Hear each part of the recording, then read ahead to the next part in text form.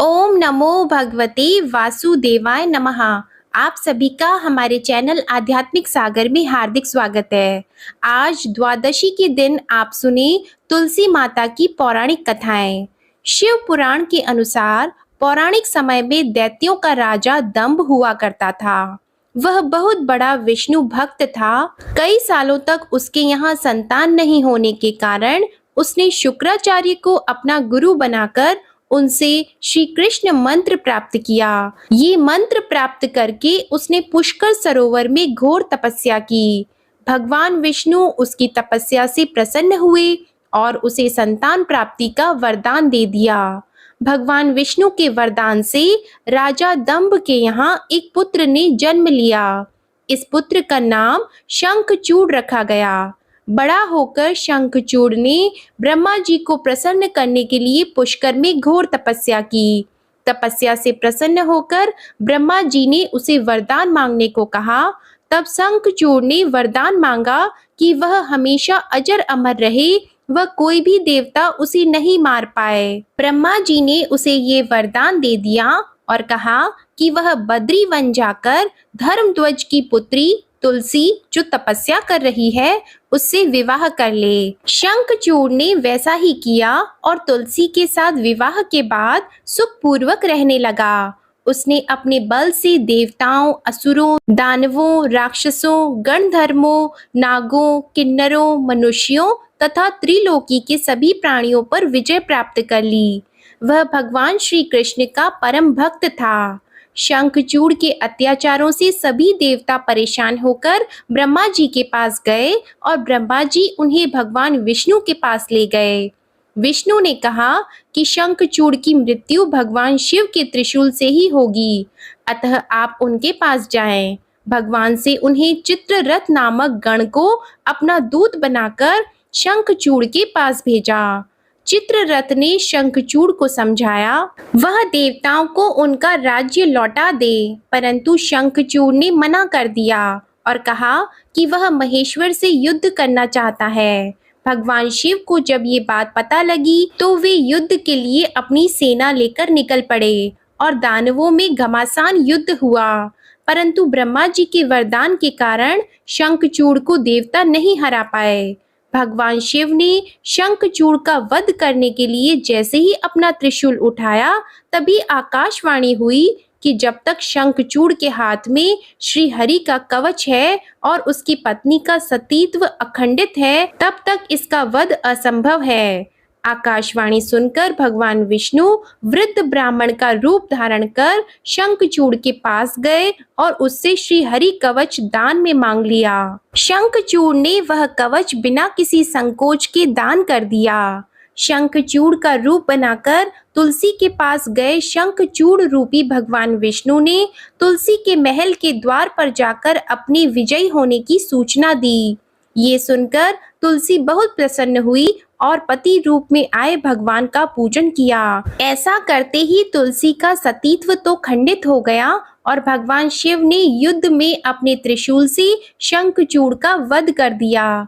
तब तुलसी को जब पता चला कि वे उनकी पति नहीं है बल्कि वे तो भगवान विष्णु हैं, तो क्रोध में आकर तुलसी जी ने कहा कि आपने छल पूर्वक मेरा धर्म भ्रष्ट किया है और मेरे पति को मार डाला, अतः मैं आपको श्राप देती हूँ कि आप पाषाण होकर धरती पर रहें। तब भगवान विष्णु ने कहा कि देवी तुम मेरे लिए भारतवर्ष में रहकर बहुत दिनों तक तपस्या कर चुकी हो। तुम्हारा ये शरीर नदी रूप में बदलकर गंडकी नामक नदी के रूप में प्रस्तुत होगा। तुम पुष्पों में श्रेष्ठ तुलसी का वृक्ष बन जाओगी और सदा मेरे साथ रहोगी। तुम्हारे श्राप को सत्य करने के लिए मैं पाषाण शालिग्राम बनकर रहूंगा।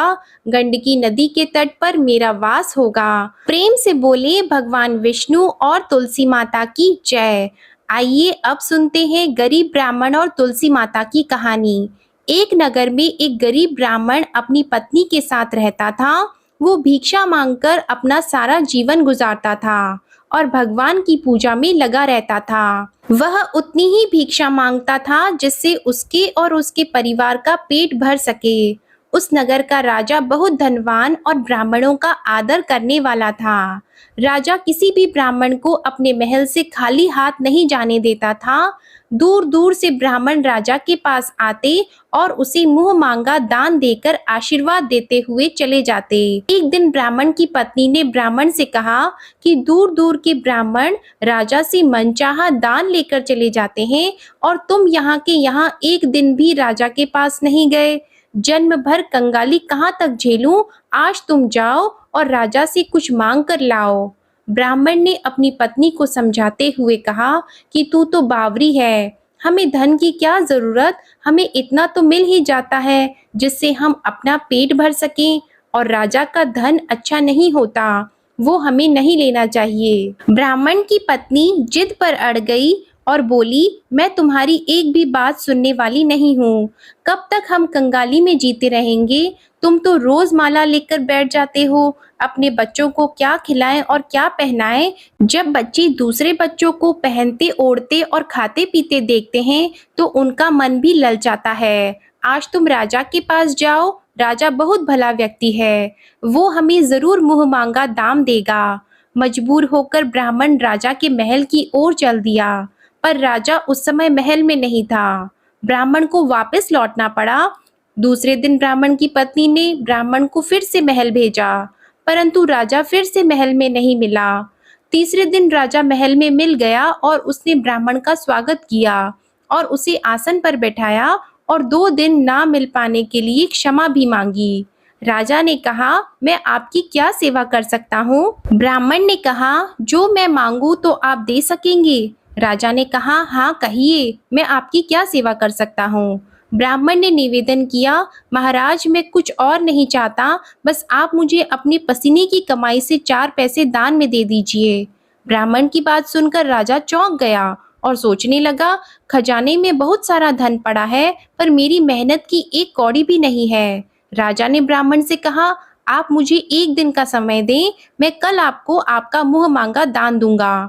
ब्राह्मण को जब खाली हाथ देखा तो पत्नी बोली, क्या हुआ? राजा ने कुछ नहीं दिया। ब्राह्मण बोला, राजा ने कल देने के लिए कहा है। ब्राह्मण की पत्नी सोचने लगी, शायद इन्होंने बहुत सारा धन मांगा होगा और राजा को इसकी व्यवस्था करने में समय लग रहा होगा, इसलिए कल बुलाया है। दूसरी ओर राजा ने अपने राजसी कपड़े बदलकर फटे पुराने कपड़े पहने और मजदूर जैसा भेष बना लिया। जब राजा की पत्नी ने देखा और कारण पूछा तो राजा ने सब कुछ बताया। रानी बोली, मैं भी आपके साथ चलूंगी। राजा के हाँ कहने पर रानी भी पुरानी साड़ी पहनकर आ गई। इस प्रकार राजा और रानी मजदूरी की तलाश में शहर निकले। लुहारों के मोहल्ले में जाकर राजा ने आवाज लगाई, किसी को मजदूर चाहिए? तो आखिर एक लोहार ने उन्हें बुला लिया, जो पहिए पर हाल चढ़ाने की तैयारी कर रहा था। उसने राजा से कहा, देखो तुम्हें पहले खलात धोखनी पड़ेगी और जब आग आ जाए तो उसके बाद घन पीटना होगा। फिर रानी की ओर देखकर कहा कि तुम्हें कुएं में से पानी लेकर हौदी भरनी होगी और कोयले वाले घर से कोयला लेकर भट्टी में डालना होगा। तुम दोनों को दिन भर में 2-2 आने मिलेंगे। अगर काम पसंद हो तो बोलो, नहीं तो अपना रास्ता नापो। राजा रानी लुहार के बताए काम को करने लगे। राजा खलात धोखने लगा पर उसे काम ठीक से नहीं हो पा रहा था। लोहार नाराज होकर राजा को ठीक से काम करने के लिए कहता तो राजा जैसे तैसे अपना काम करने लगा। रानी भी कुएं से पानी भरकर लाने लगी। रानी के हाथ में फफोले हो गए। किसी तरह बड़ी कठिनाइयों से उसने पानी का हौद भरा। उसके बाद रानी कोयला लाकर भट्टी में डालने लगी। भट्टी में आग आने पर लोहार ने बाट भट्टी में से निकालकर पहिए पर जमाई और एक घन अपने हाथ में लेकर और एक राजा के हाथ में देकर कहा, देखो बारी बारी से घन इस पर पटकना, हाथ इधर उधर न हो पाए। राजा जोर जोर से घन पटकने लगा, लेकिन उसका निशाना ठीक नहीं बैठता। कभी घन हाल पर गिरता तो कभी पहिए पर। मजदूरों का ये हाल देखकर लोहारिन बड़बड़ाती हुई आई और लोहार से कहने लगी, तुमने कहाँ से ये नवसिखिए मजदूर काम पर लगाए हैं? इनसे काम नहीं होगा। ये मजदूर तुम्हारा सब काम बिगाड़ देंगे। राजा रानी उन दोनों की फटकार सुनते सुनते अपना काम मन लगाकर करते रहे। घन पटकते पटकते राजा का शरीर पसीने से तर हो गया और जोर जोर से सांसें चलने लगी। रानी भी पानी भरते भरते और कोयला झोंकते झोंकते थककर चूर हो गई। दोनों ने पूरे दिन बहुत मेहनत की। लुहार ने राजा रानी को 2-2 पैसे दिए, जिसे वो बड़ी खुशी से लेकर महल आ गए। आज उन्हें पता लगा कि मेहनत की कमाई कैसी होती है। राजा ने 4 पैसे अलग रख दिए और अगले दिन ब्राह्मण को बुलाकर उसे दे दिए। ब्राह्मण राजा को आशीर्वाद देकर घर लौटा और ब्राह्मणी से कहा, लो मैं राजा के हाथ से दक्षिणा ले आया हूँ। ब्राह्मणी खुश होकर दौड़ती हुई आई और जब उसने 4 पैसे देखे तो वह ठिठक कर रह गई और उन्हें दूर फेंक दिया। वो जल भुनकर ब्राह्मण से बोली, तुम जैसे दरिद्र से राजा के यहाँ जाकर भी कुछ न मांगा गया, शर्म भी नहीं आती। यह कहकर वह रूठकर चली गई और बहुत देर तक बड़बड़ करती रही। ब्राह्मण ने उन 4 पैसों को उठाकर तुलसी घर के पास रख दिया और सोचा, जब ब्राह्मणी शांत हो जाएगी तो जरूरत पड़ने पर उठा लेगी। परंतु कई दिनों तक पैसे वहीं रखे रहे और फूल बेलपत्र ऊपर से गिरकर मिट्टी में दब गए। ब्राह्मण और ब्राह्मणी दोनों ही उन सिक्कों के बारे में भूल गए। कुछ दिनों बाद तुलसी घर में 4 पौधे उगे। चारों पौधे बहुत सुंदर थे। ये देखकर ब्राह्मणी रोज उनमें पानी डालती। 4 महीने बाद वह पौधे बड़े हो गए और उनमें फूल लगने लगे। फूल सूखने पर इनसे मोती झड़ने लगे। ब्राह्मण और ब्राह्मणी ने कभी मोती नहीं देखे थे। वो समझे कि कोई बीज है। हर रोज कई फूल झड़ते और बहुत मोती पूरे तुलसी घर में बिखर जाते। ब्राह्मणी उन मोतियों को समेटकर घर के एक कोने में डाल देती। इस तरह वहां मोतियों का ढेर लग गया। एक दिन एक सब्जी वाली आई। ब्राह्मणी को सब्जी लेनी थी पर उसके पास पैसे नहीं थे। उसने सब्जी वाली से कहा, क्या तुम इन चमकदार चीजों के बदले सब्जी दे सकती हो? सब्जी वाली ने देखा तो वो पहचान गई कि ये तो मोती है। उसने खुशी खुशी ब्राह्मणी को उन मोतियों के बदले उसकी मनपसंद सब्जी दे दी। अब से हर रोज ऐसा होने लगा। ब्राह्मणी और सब्जी वाली दोनों खुश थे। सब्जी वाली यह सोचकर खुश थी कि मुझे 1 पैसे की तरकारी के बदले हजारों का माल मिलता है, और ब्राह्मणी ये सोचकर खुश थी कि इन चीजों के बदले सब्जी मिल जाती है। इस प्रकार कई महीने बीत गए। उधर राजमहल में कई राजहंस थे जो मोती चुगते थे। राजा का यह नियम था, जब राजहंस मोती चुग लेते थे, इसके बाद ही राजा और उनका परिवार भोजन करता था। एक समय बाद राजा का सारा धन उन मोतियों और दान देने में खर्च हो गया। अब राजा को मोती खरीदने के पैसे तक नहीं बचे। यह खबर पूरे नगर में फैल गई। ब्राह्मण और ब्राह्मणी को जब ये पता चला तो उन्होंने यही विचार किया कि राजा बहुत दानी और नेक दिल है। उसने अपना सब कुछ दान कर दिया, यहाँ तक कि शायद उनके पास खाने को भी कुछ नहीं है। ऐसे हालात में हमें उन लोगों की सहायता करनी चाहिए। तो ब्राह्मण ने कहा, अगर तू कहे तो इसमें से कुछ बीज राजा को दे दूं। तो ब्राह्मणी कहती है, इससे सब्जी और खाने की चीजें मिल जाती है। ब्राह्मणी ने कहा, हाँ, मैं रोज इसके बदले सौदा लिया करती हूँ। ऐसा कहकर ब्राह्मणी एक टोकरी बीज भर लाई। ब्राह्मण राजा के पास पहुंचा और उसे वो मोती दिए और राजा को सारी बात बताई। राजा उन मोतियों को देखकर चौंक गया। उसने मोती राजहंस को दिए। राजहंस उन्हें चुगने लगा। ये देखकर राजा ने ब्राह्मण से कहा, एक एक मोती सैकड़ों रुपयों का है। सच बताएं, आपके पास इतने मोती आए कहाँ से? ब्राह्मण बोला, महाराज, ऐसे तो हमारे घर पर बहुत हैं, और राजा को पूरी बात बताई। राजा अपने मंत्रियों के साथ ब्राह्मण के घर पहुंचे और उन चारों पेड़ों को देखा। पूछताछ में उन सिक्कों वाली बात सामने आ गई। जब पेड़ों को देखा तो उनकी जड़ के पास वही सिक्के चिपके हुए थे। आज ब्राह्मण और ब्राह्मणी को मालूम हुआ कि उनके पास लाखों करोड़ों की दौलत है, जिसे वो साधारण बीज समझते थे। ब्राह्मण ने सोचा कि मेरे लिए यह धन किस काम का। ऐसा सोचकर ब्राह्मण ने सारे मोती राजा को दान में दे दिए। राजा की आंखें खुल गई। मेहनत के धन की कीमत उन्हें मालूम पड़ गई। उस दिन राजा ने प्रण कर लिया कि मैं खजाने के पैसों से एक भी पैसा अपने खर्च में नहीं लगाऊंगा।